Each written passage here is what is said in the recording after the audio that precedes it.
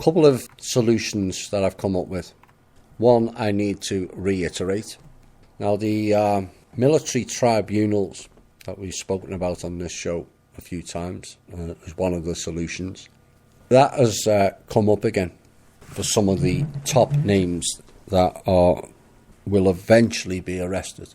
Now, what I want to reiterate to the top brass covering those trials is it was the alternative media who drove the truth narrative that has led to the exposure of these criminal elites.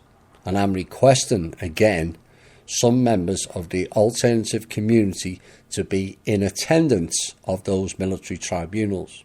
Going forward, we have to be transparent, and members of our community selected should be able to observe real justice being served in the correct manner. So it's not some sideshow tribunal none of us can see or hear, and then it's wrapped up in the BS called national security for numbers of decades. No, we require transparent, instant justice, and my recommendation is John Darash and Carl Appel and members of his team at the National Liberty Alliance, the grand jury group. They know the law. I would have said Anna von Reitz as well, but she still insists on being part of the problem and not the solution. But if she drops her membership to Langley too, then fine. She would add much to the proceedings. But John and his team and Carl can then sit on the tribunal and report back how justice was served to the alternative community and not a load of BS that we get from the portal people. And they can do it in sufficient form that people will understand what took place, and no need for full details to be revealed, as the reality is most people will not be able to handle the full details. We need, as a collective group that have driven this truth, to be able to oversee justice. We have a mistrust of how the military is run, a mistrust of how the government is run, a mistrust of how the judges and lawyers run, and we want to see a change. That is change sufficient where the people can really observe.